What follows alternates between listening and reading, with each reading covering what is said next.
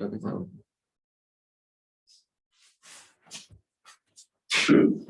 Sudah 34 peserta. Davira, Kiara, Alif, Jovan, Ruli, Quraini. Ada Pak. Ya, kamera on. Kamera silakan dibuka.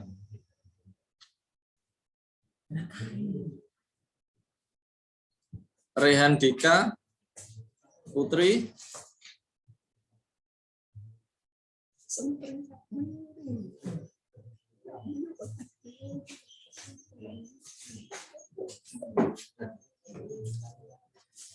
Betul ya.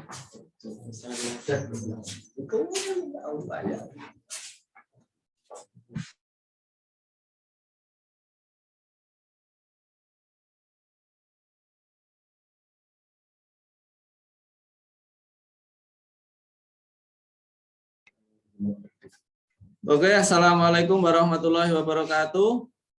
Anak-anak. Waalaikumsalam warahmatullahi wabarakatuh. Selamat siang. Hari ini hari Selasa. Mulai minggu ini kalian mulai kemarin sudah untuk kelas 6 sudah ada bimbingan belajar untuk tambahan jam belajar. Ada 5 mata pelajaran. Mulai kemarin sudah IPA. Hari ini bahasa Indonesia. Kemarin IPA bersama Pak Edo. Hari ini bahasa Indonesia dengan saya. Sebelumnya perkenalkan dulu ya. Mungkin dari sebagian besar dari kalian belum mengenal saya. Perkenalkan, nama saya Agung Wijaya. Bisa dipanggil Pak Agung ya. Guru kelas 4A. Sekarang saya pegang di kelas 4A. Mungkin sebagian juga sudah ada yang kenal seperti Bilqis dan sudah tahu. Mungkin yang lain yang belum tahu bisa dipanggil Pak Agung. Untuk di kelas 6 bimbingan belajar ini saya pegang bahasa Indonesia setiap hari Selasa. Jam 11 nanti sampai jam 12. Untuk sementara lewat daring ya, lewat aplikasi Zoom. Oke, untuk pelajaran bahasa Indonesia nanti bisa saya kasih materi. Kalau ada yang perlu dicatat nanti silahkan dicatat di buku tulis. Semuanya sudah ada buku tulis ya khusus untuk bimbel bahasa Indonesia. Sudah. Ya. Nanti kalau ada materi yang penting silahkan dicatat. Nanti di akhir jam nanti saya akan buka sesi tanya jawab. Jadi bukan cuma kalian yang bertanya, jadi saya juga ikut bertanya tentang materi hari ini. Apa kalian memahami materi hari ini dengan mencatat atau tidak? Oke, mengerti semuanya ya? Ya, Pak. Silakan nanti kalau ada materi yang sekiranya perlu dicatat, silakan dicatat. Oke, bismillahirrahmanirrahim. Kita mulai materi hari ini. Sebentar, saya share screen dulu.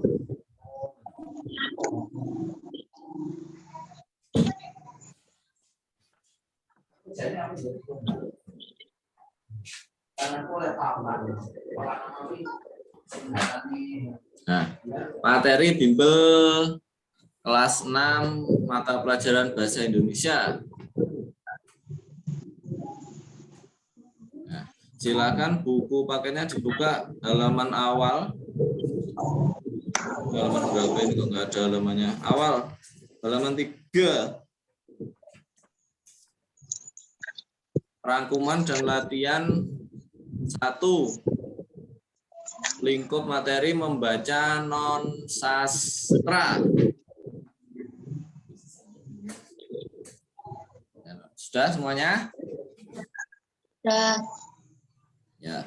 Ini saya sambil melihat di HP-nya ya. Kalau di HP, kalau di laptop ya dilihat layarnya.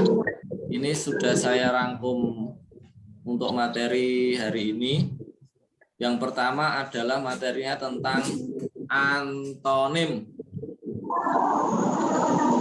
Antonim itu pengertiannya kalau menurut Kamus Besar Bahasa Indonesia atau disingkat KBBI, antonim adalah kata yang maknanya berlawanan dari kata lain.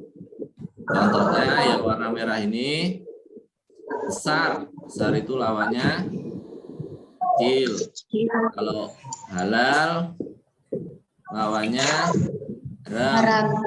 Baik lawannya buruk. Nah, ini sebagian contoh untuk kata antonim.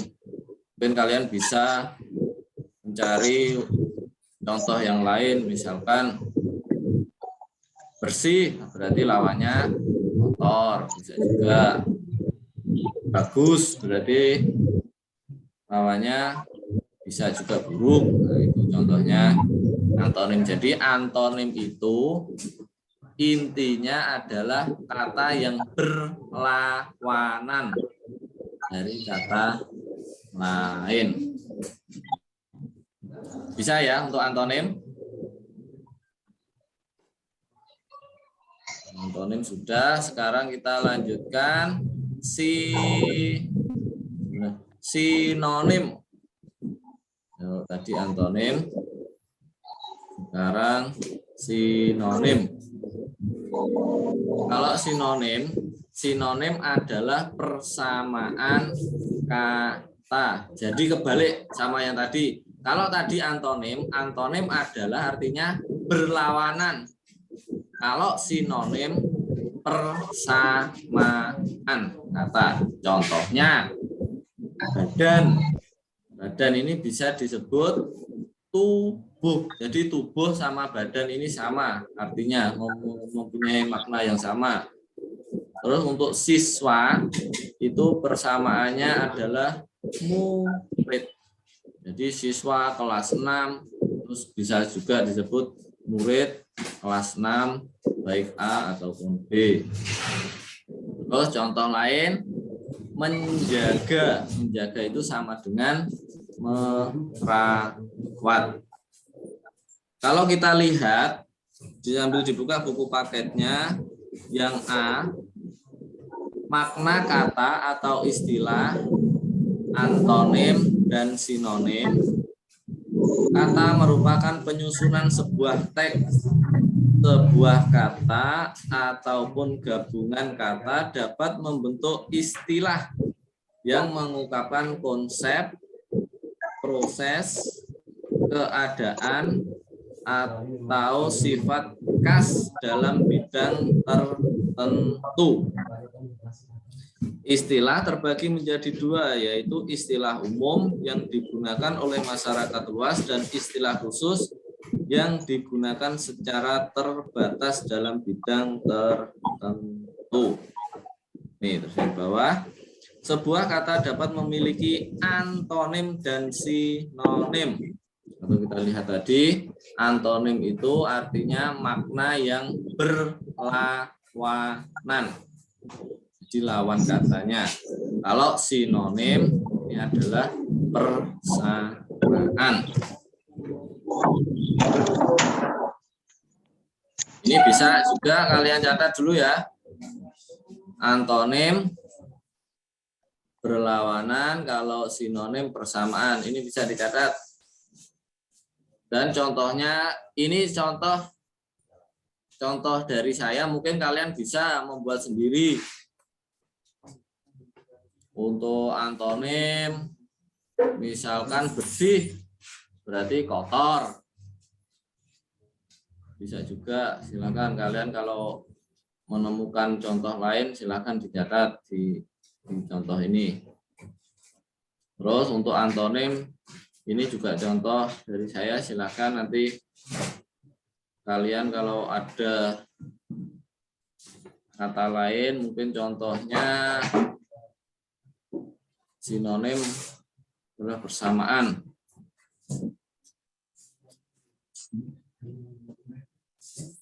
Silakan dicatat dulu ya. Intinya saja, kalau antonim adalah makna yang berlawanan. Kalau sinonim persamaan.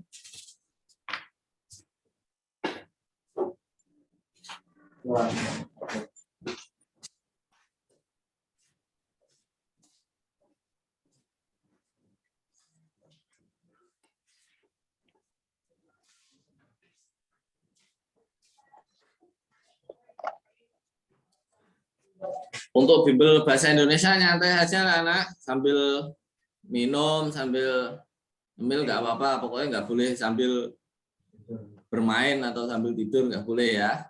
Kamera harus on. Untuk Fadila Rahma,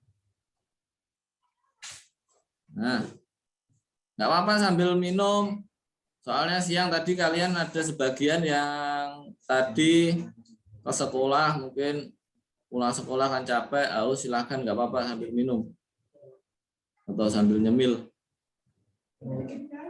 Pokoknya nggak sampai keturun, kayak keturun lah itu bahaya. Nyantai saja waktunya bahasa Indonesia. Untuk bahasa Indonesia perlu kalian pahami ya, bahasa Indonesia itu tidak ada soal yang pendek. Jadi kalian harus rajin membaca. Kecuali beda kalau matematika. Kalau matematika misalkan perkalian, berarti soalnya misalkan 20 dikali 10 cuma itu. Tapi kalau bahasa Indonesia kalian harus rajin membaca, harus dipahami.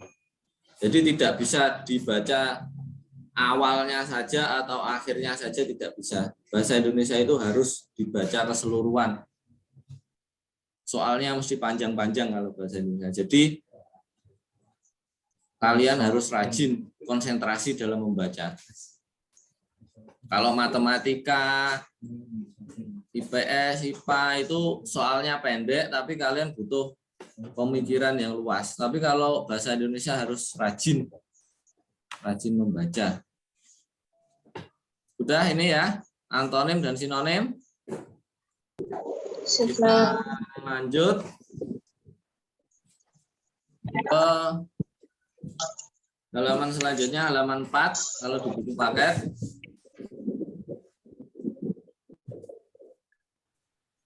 Yang itu materinya pemahaman bacaan.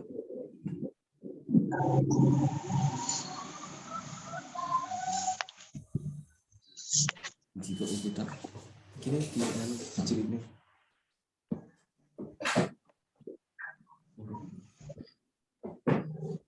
Nah, sudah ya, dibuka halaman 4. Materi yang B, pemahaman bacaan. Atau kalau kita lihat dulu yang di buku paket, kita dapat membaca teks laporan, pidato, dan jenis teks yang lain untuk memperoleh informasi. Setiap teks mengandung informasi yang tersurat dan tersirat. Yang dimaksud tersurat itu yang tertulis, berarti yang ada di bacaan. Kalau tersirat itu berarti kalian harus memahami maksudnya bacaannya itu bagaimana, itu yang namanya tersirat. Jadi tidak ada di kalimat ditulis, itu tidak ada di tulisannya. Informasi yang tersurat dikutip langsung atau tertulis di dalam teks. Nah ini kalau tersirat. Kalau tersurat berarti ada di teks. Kalian tinggal membaca, tinggal mencari informasinya apa. Sedangkan informasi yang tersirat, tersembunyi, atau tidak dikutip langsung di dalam teks, informasi yang tersurat dapat berupa. Jadi kalian bisa, kalau yang tidak tercatat atau tidak tersurat, tadi kalau tersurat kan tertulis. Jadi kalian mudah untuk mencari informasi dalam paragraf itu mudah. Soalnya di kalimat sudah ada, tinggal membaca saja. Tapi kalau yang tersirat, Nah, ini tersirat ini tidak ada di bacaan, jadi kalian harus memahami sendiri. Iya toh maksudnya bacaan kuwi, paragraf kuwi intine apa sing diomongke nek paragraf kuwi apa. Nah, itu yang namanya tersirat. Jadi kalian harus membayangkan sendiri. Jadi selain kalian membaca, kalian juga harus imajinasi. Oh, berarti maksudnya bacaan ini, berarti bacaannya maksudnya ini. Itu. Ini langkah-langkah untuk mencari atau pemahaman bacaan, untuk mencari informasi bacaan. Yang pertama, untuk anak-anak silahkan kalian sambil menulis ya. Kalau kalian membaca, kalian ini dalam materi apapun, kalian kalau hanya membaca itu akan hilang. Maksudnya dalam membaca bermoco lali nih. Tapi kalau dengan menulis berarti kalian selain membaca juga tangannya bergerak itu menulis. Jadi masuk di otak itu lebih mudah. Jadi lebih mudah merasuk ke otak itu kalau kalian membaca sambil menulis. Jadi pelajaran apapun, informasi apapun, jadi kalau yang menurut kalian penting itu harus ditulis. Soalnya kalau membaca barmoco baru wis hilang, lali. Kalau menulis dengan membaca dan menulis itu akan lebih lekat atau lebih mudah kalian mencernanya. Jadi gampangan eling nek karo ditulis. Sambil ditulis nggak apa-apa ya. Untuk pemahaman bacaan yang pertama adalah kalimat utama. Kalimat utama merupakan kalimat yang memiliki ide pokok dalam sebuah karangan. Kalimat ini menjadi bagian penting dalam sebuah tulisan karena mengandung cerita. Jadi kalimat utama itu kalimat yang memiliki ide pokok, intine paragraf di kalimat itu, kalimat utama. Jadi paragraf misalkan, contohnya yang mana ya? Nanti kalau ada bacaan, misalkan bacaan itu ada beberapa paragraf. Jadi setiap paragraf itu nanti ada kalimat utama. Dan kalimat utama itu yang disebut ide pokok atau informasi yang kalian itu yang ide pokok. Jika dilihat dari posisinya, kalimat utama terbagi menjadi 3 jenis. Jadi posisi kalimat utamanya dalam satu buah paragraf. Jadi untuk kalimat utama itu setiap paragraf ya anak-anak. Jadi tidak semua bacaan nanti kalimat utamanya satu, tidak. Tapi setiap paragraf, misalkan cerita misalkan contohnya cerita si kancil itu ada 3 paragraf. Nah, jadi setiap paragraf itu juga ada kalimat utama atau ide pokoknya. Jadi tidak satu bacaan itu satu kalimat utama, tidak, tapi setiap paragraf itu mengandung ide pokok atau kalimat utama. Ini kalau dilihat dari posisinya.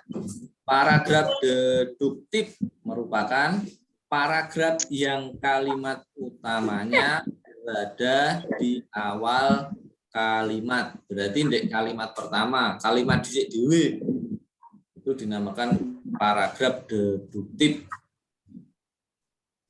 Terus yang B, pada paragraf induktif letak kalimat pokoknya justru di akhir paragraf.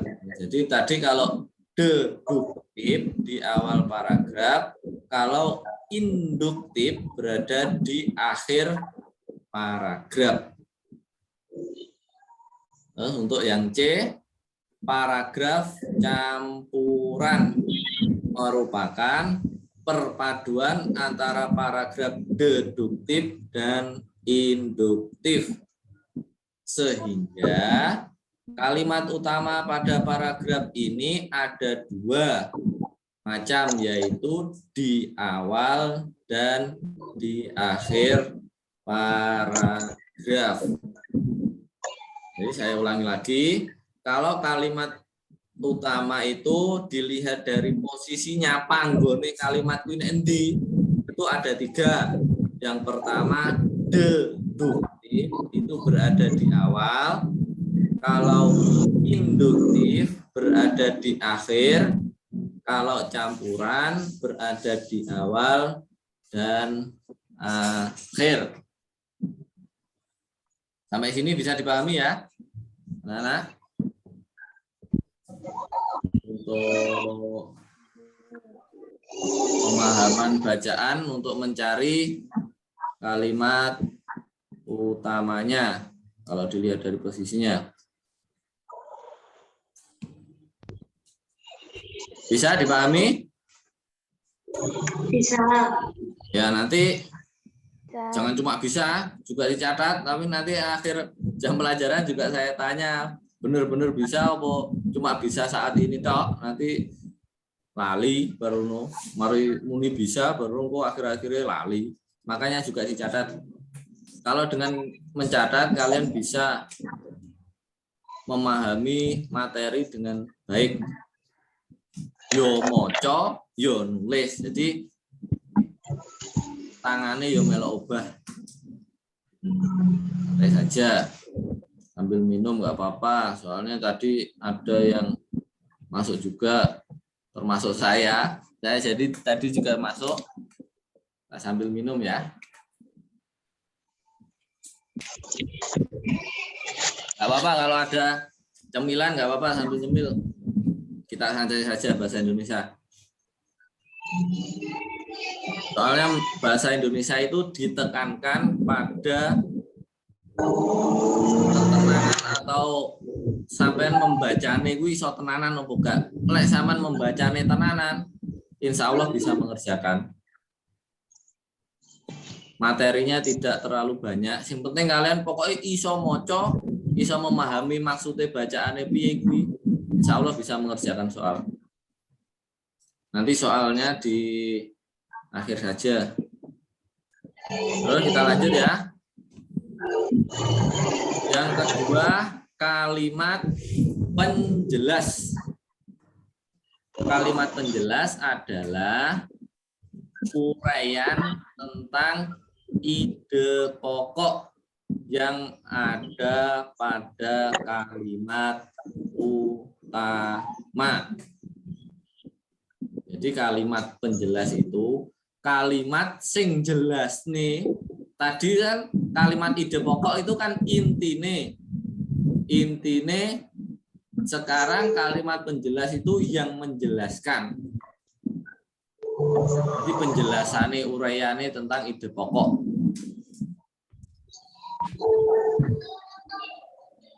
Penjelasan dari ide pokok.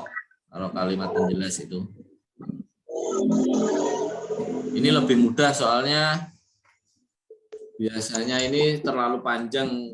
Kalau kalimatnya panjang, yo paragrafnya banyak, yo berarti kalimat penjelasnya semakin banyak, semakin jelas. Sudah ya, sudah ditulis ini kalimat penjelas. Sudah. Nah, kita lanjut.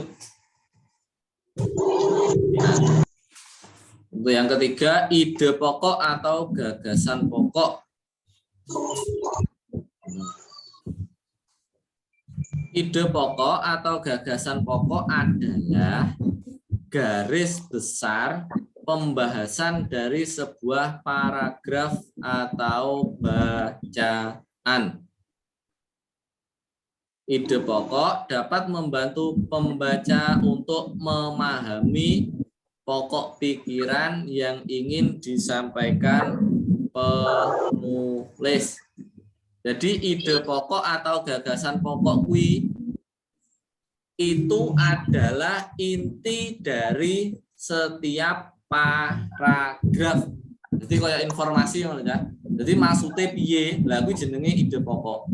Setiap paragraf pertama berarti gagasan ide pokoknya sing sama oleh intine sing dibahas iki. Nah, itu berarti ide pokoknya itu. Yang lain itu kalimat penjelas. Penjelas lain. Pokok atau gagasan pokok itu adalah inti dari setiap paragraf. Sudah ya? Sudah? Ambil catat ini. Kita lanjut. Yang poin keempat, kata tanya. Kata tanya yang dapat digunakan untuk menemukan informasi dalam teks. Biasanya kalau di materi-materi itu menggunakan bahasa Inggris 5W plus 1H. Nah, ini penjabarannya. Apa, mengapa, siapa, kapan, di mana, dan bagaimana. Misalkan cerita si kancil. Nah, berarti apa yang ada di dalam cerita itu. Misalkan si kancil nyolong timun, atau si kancil nyolong terong, nah, kan bisa juga. Itu dalam cerita untuk menemukan informasinya ya, menggunakan kata tanya 5W plus 1H. Ini biasanya menggunakan bahasa Inggris, what, why, who, when, where, how. Bisa disingkat 5W 1H.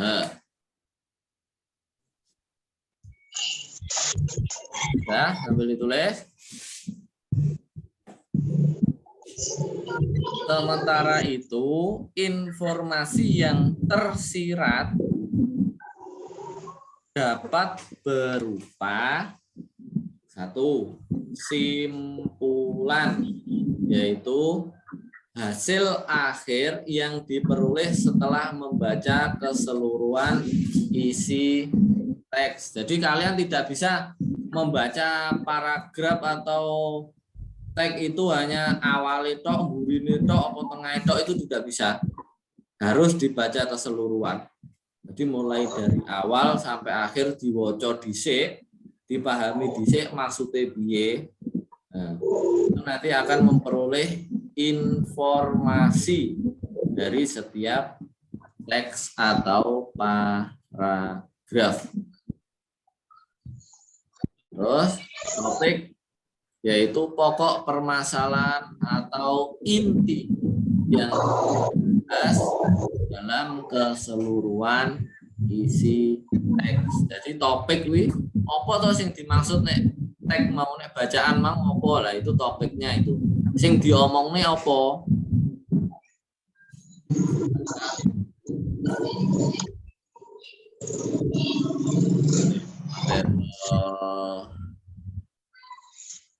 Cerita misalkan ke sekolah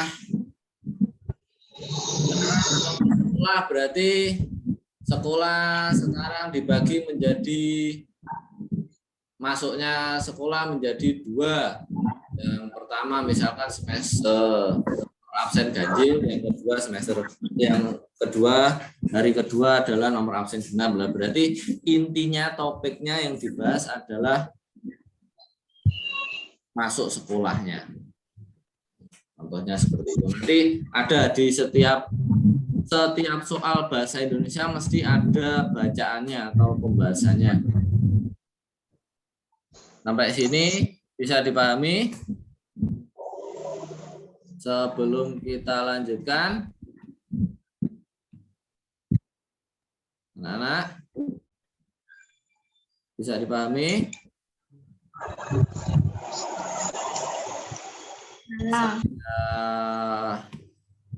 Ajukan pertanyaan dulu ya.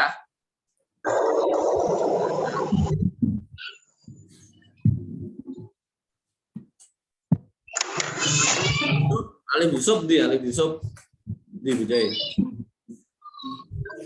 Alim Yusuf Satrio.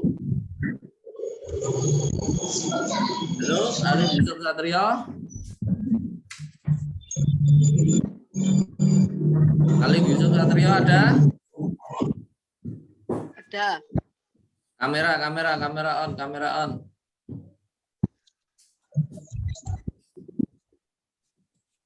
Alim Yusuf Satrio. Yang lain disimak ya. Alim Yusuf. Halo.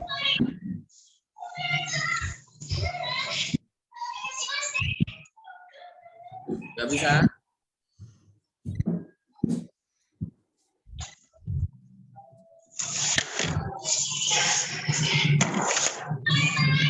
Ahmad Rizky Setiawan. Ahmad Rizky Setiawan. Halo. Ahmad Rizky Setiawan. Bisa? Halo. Ahmad Rizky Setiawan.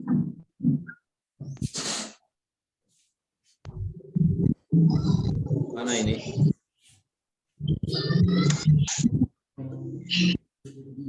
Leilani.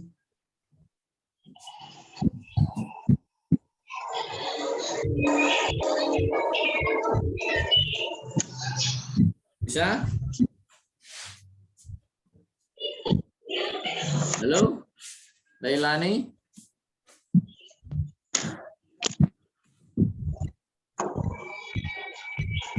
Bisa? Riki Pandu.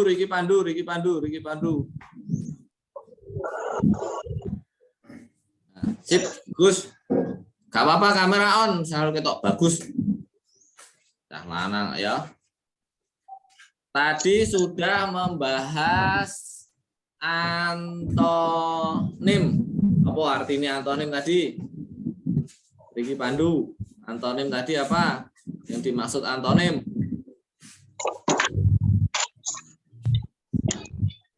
Antonim tadi apa?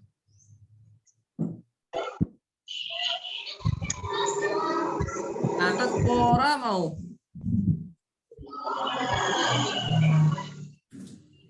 Antonim adalah kata yang maknanya berlawanan dari kata lain.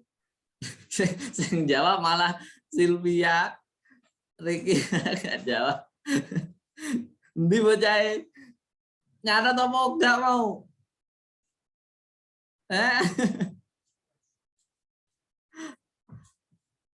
Ya, bisa diulangi Sylvia. Antonim adalah kata yang maknanya berlawanan dari kata lain. Nah, antonim adalah kata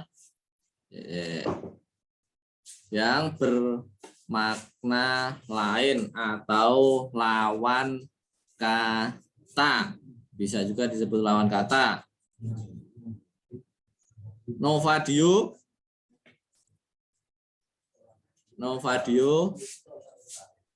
Contohnya antonim apa? Selain yang ada di sini. Selain yang ada di sini. Persiapan. Bersih, kotor. Nah, sip. Bagus. Bersih, kotor. Regina. Contoh lain dari antonim. Nah, tadi sudah disebutkan bersih, kotor. Novadio, sip, bagus. Pintar. Regina, apa contoh lain dari antonim? Apa? Tinggi, pendek. Nah, sip, bagus. Tinggi dan pendek. Ella Septian R. Contoh lain dari antonim. Contoh lain dari antonim. Tadi sudah tinggi, pendek, terus bersih, kotor. Nah, Lebar, pendek. Apa? Lebar sama pendek. Lebar sama pendek. Kalau lebar berarti musuhnya duduk pendek tapi panjang. Nah, jadi panjang musuhnya lebar. Kalau panjang, kalau lebar musuhnya panjang. Jadi kalau antonim itu lawan kata, ya bisa dipahami ya. Terus Sekarang sinonim. Ayo jajal. Riki Pandu mang urung jawab mang. Apa jajal lagi sinonim mang? Sinonim apa? Riki Pandu. Ayo, apa? Sinonim adalah Persamaan. nah, ya. Persamaan kata. Persamaan kata. Jadi ini contohnya badan sama dengan tubuh, siswa sama dengan murid, menjaga sama dengan merawat. Ini yang lain kok nggak on ya.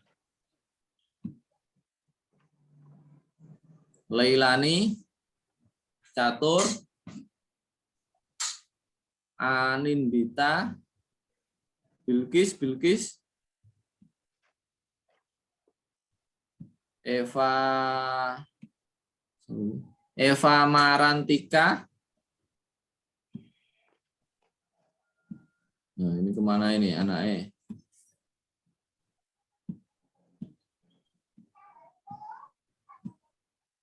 Khasiat dan kegunaan. Oh, udah ya. Untuk kalimat utama tadi sudah, ini kalimat utama ada 3, deduktif, induktif, sama campuran. Yang kedua kalimat penjelas. Terus ide pokok atau gagasan pokok dan kata-katanya. Udah ya. Itu tadi cara untuk mencari informasi dalam sebuah bacaan. Ini cara cepat kalau kalian mengerjakan setiap soal bahasa Indonesia. Setiap soal bahasa Indonesia itu selalu bacaannya mesti bacaannya dowo-dowo, ceritanya dowo-dowo. Jadi sampean ben cepet, ngarape ben cepet kuwi carane diwaca soale dhisik. Jadi soalnya diwaca dhisik, misalkan nomor 1, soalnya apa yang ada di dalam bacaan, ya berarti soalnya diwaca dhisik, baru mencari jawabannya di bacaan. Itu cara untuk kalian supaya cepat mengerjakan, jadi gak muwaca dhisik dawa baru lagi soal, itu cara yang kurang tepat. Cara cepatnya kalian membaca soalnya dulu, soalnya diwaca dhisik, sing dimaksud kuwi apa, sing dikarepne soalnya kuwi apa, baru mencari jawabannya di bacaan. Itu cara cepat untuk mengerjakan bahasa Indonesia ya. Terus kita lanjut ke jenis-jenis paragraf. Ini kalau di buku paket halaman 6. Halaman 6 yang poin C.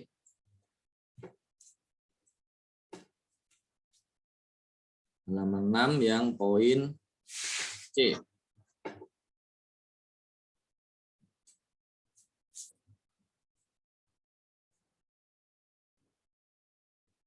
Ini sudah saya buatkan rangkumannya. Jenis-jenis paragraf. Menurut Kamus Besar Bahasa Indonesia, paragraf diartikan sebagai bagian bab dalam suatu karangan yang biasanya mengandung suatu ide pokok. Nah, tadi sudah dibahas ide pokok. Dan penulisannya biasanya diawali dengan garis baru. Nama lain dari paragraf adalah alinea. Jadi paragraf juga bisa disebut dengan alinea. Nah, ini. Kali ini kita akan membahas jenis-jenis paragraf berdasarkan isinya. Yang pertama, paragraf narasi. Paragraf narasi adalah paragraf yang menceritakan tentang suatu hal. Paragraf ini biasanya ditandai dengan tokoh dan urutan waktu atau alur. Ini sudah tahu ya, tokoh itu yang ada misalkan orang atau hewan itu tokohnya, dan waktu atau alurnya maju atau mundur. Ini saya kasih contoh ini. Berikut contoh paragraf narasi. Contohnya paragraf narasi ini.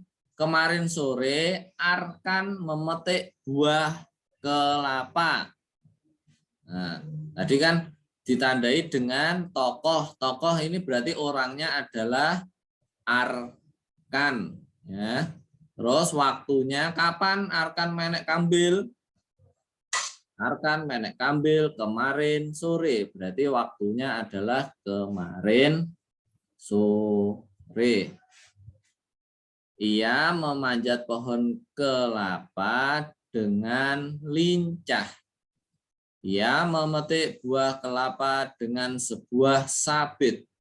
Setelah mendapat 10 butir kelapa, ia turun dengan sangat cepat. Nah, ini contoh, misalkan ini contoh paragrafnya, berarti paragraf narasi ini menceritakan tokoh dan urutan waktu. Berarti tokohnya Arkan, waktunya kemarin sore. Berarti anak-anak, ini kalimat utamanya ada di awal paragraf, ya. Kalimat utamanya berada di awal paragraf. Berarti tadi apa artinya? Kalimat utama berada di awal paragraf. Berarti termasuk kalimat apa? Deduktif, apa induktif, apa campuran? Deduktif. Apa? Deduktif. Ya, nah, ini loh. Kalimat utamanya berada di awal, berarti deduktif. Nah, jadi yang dimaksud deduktif tadi ini contohnya. Bocah jenenge Arkan. Waktune diingi sore, kemarin sore, kuwi menek kambil. Nah, jadi dalam satu paragraf ini yang dibahas adalah kemarin sore Arkan memetik buah kelapa. Nah, yang lain ini adalah kalimat penjelasnya, jadi tambahan. Intinya yang dibahas iki, diingi sore Arkan menek kambil, menek wit kambil. Nah, kalimat penjelas ini. Ia memanjat pohon kelapa ini merupakan kalimat penjelas. Tidak bisa ya? Yang ini narasi itu ditandai dengan tokoh dan waktu atau alur. Terus yang kedua, paragraf deskripsi. Paragraf deskripsi adalah paragraf yang menggambarkan suatu hal. Paragraf ini bertujuan agar pembaca seolah-olah berada langsung di kondisi yang digambarkan oleh teks atau kalimatnya. Paragraf ini biasa digunakan untuk menggambarkan ciri-ciri, tempat, suasana, dan lain-lain. Ini saya kasih contoh. Kalau di buku paket kan tidak ada contohnya, ini saya kasih contoh. Berikut contoh paragraf deskripsi. Ini contohnya paragrafnya. batang pohon kelapa tidak bercabang. Tinggi pohonnya bisa mencapai belasan meter. Akarnya serabut, tulang daunnya sejajar, buahnya bergerombol dalam sebuah tangkai buah. Warna buahnya ada yang hijau, kuning, dan coklat tergantung jenisnya. Ini adalah contoh deskripsi. Deskripsi itu adalah menceritakan ciri-ciri. Jadi yang diceritakan di contoh ini kan ciri-ciri pohon kelapa. Jadi ciri-ciri ini wit kambil. Wit kambil kuwi tidak bercabang. Tidak bercabang itu cabangi pang. Berarti wit kambil ora enek pange. Tinggi pohonnya bisa mencapai belasan meter. Wite dhuwur ngono kae. Terus akarnya serabut, oyote serabut. Tulang daunnya sejajar. Sing biasanya tinggi sapu kuwi tulangnya. Buahnya bergerombol dalam sebuah tangkai buah. Warna buahnya ada yang hijau, kuning, dan coklat tergantung jenisnya. Dan ini adalah menceritakan ciri-ciri atau menggambarkan sebuah pohon kelapa. Ini dalam satu paragraf ini berarti intinya informasinya adalah batang pohon kelapa tidak bercabang, tinggi pohonnya bisa mencapai. Berarti intinya dari paragraf ini adalah ciri-ciri dari pohon kelapa. Ya, bisa dipahami antara paragraf narasi dan paragraf deskripsi.